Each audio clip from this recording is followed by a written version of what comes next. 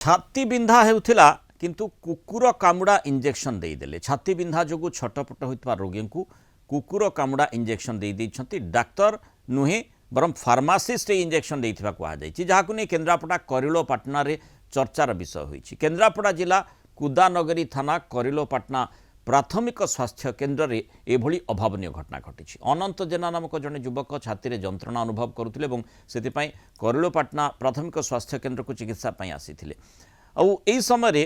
तांको पाखरे आउ जणे कुकुर कामुड़ा रोगी भी बसी तेबे स्वास्थ्य केन्द्र फार्मासीस्ट सुधीर दलई भूल रे कुकुर कामुड़ा इंजेक्शन यांकु फोड़ी देथिले। अनंत भयभीत हो पड़ते इंजेक्शन नेबा परे तांको मुंड बुले होता बांती हेबारु फार्मासीस्ट सुधीर अनंत को तुरंत जिला मुख्य चिकित्सालय भर्ती करथिले। तेबे भूल बसत एभली होई जाइथिबा फार्मासीस्ट सुधीर दलई सफेई दैछन्ति। कुकुर कामुला भितर ताकू न देखना मत से इंजेक्शन देला पर मु पचाली से पिला पचाला कहला मत सार कुकुर इंजेक्शन देता तुम ताकू दे देलो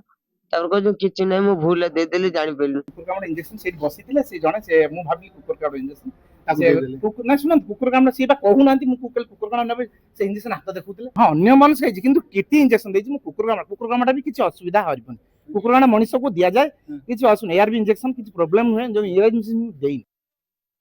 केन्द्रापड़ा रिपोर्टर सरोज परिडा जोड़ी सरोज एभली अभावनीय घटना पुणी फार्मासीस्ट कहते हैं कुकुर कामुड़ा इंजेक्शन मनुष्य को दि जाए कथा समस्ते जानते किंतु जहाँ कुकुर कामुड़ी नथिबो केमिति माने कुकुर कामुड़ा इंजेक्शन दिया जिवो जे छाती बिंधा होची बोली जाइछंती। देखंतु आगे हम कहि रखिबा केन्द्रापड़ा जिल्ला रे जे स्वास्थ्य अवस्था पूरा विपर्यस्त वर्तमान पुरे कलपाटना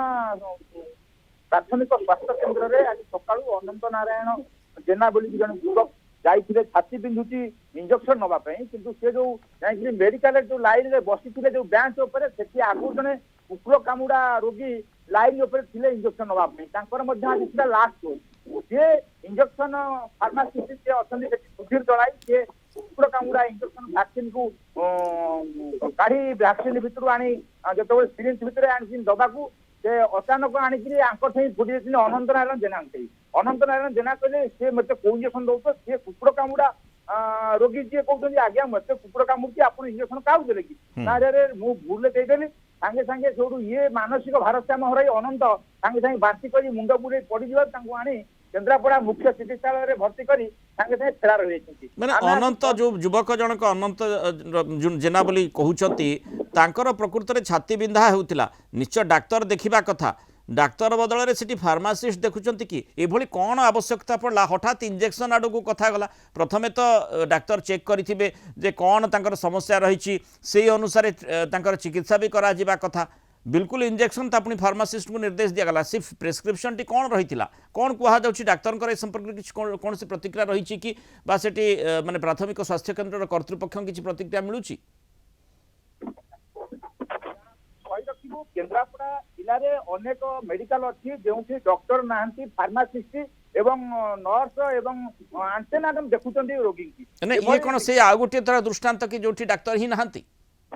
ये कहि रखिबा एम थरे कलपड़ा मेडिकल मध्ये आमे देखैथिलु तार गोटे विकल चित्र कलपटना रो जो प्राथमिक स्वास्थ्य केन्द्र एठी मध्ये फार्मासिस्ट डॉक्टर नाहंती देखंती रोगी देखंती से मध्ये नै जे पहुंचीले कि तमर गैस हेइलो इंजेक्शन दिया जो कहिथिले तुरंत गैस इंजेक्शन दबा इंजेक्शन तेणु यही जो अभावनीय घटनाटी घटी तार उत्तरदायी किए हेब भल भाव जदि या तर्जमा करा जाए निश्चित भाव जो व्यवस्थागत त्रुटि जल जल ही देखा देउछि जे जो कथाटी माने सरोज मध्य कहते कलिंग टीवी रिपोर्टर जहाँकर सेठी अभिज्ञता रही से स्थान में से विभिन्न दृष्टिकोण विभिन्न समय रिपोर्ट भी करिसेंती। तेणु यही घटना गुड़िक जदि बारंबार घटब एवं लोके फार्मासीस्ट डाक्तर बदल फार्मासीस्ट द्वारा चिकित्सित हेबे ताहले डाक्तरखाना जीवार कौन से आवश्यकता नहीं सेठी विपद ही विपद रही कथाटी लोके अनुभव करेंगे। तेणु स्वास्थ्य विभाग को बाबद सजग होगाकू पड़ो स्थिति को सुधारिबाकू पड़ो नचेत केउठी कुकुर कामुड़ा इंजेक्शन जो छाती बिंधा होउची जदि गैस भी अनुभव करा जाए जे गैस पई इंजेक्शन देबार कथा ता बदले कुकुर कामुड़ा इंजेक्शन खाई रोगी सेठी अस्तव्यस्त हेबे जो भली आज आमे गोटे घटना एठी दृष्टांत आकार देखुछु। धन्यवाद सरोज परिडा आलोचना एवं सूचना आम सहित रही।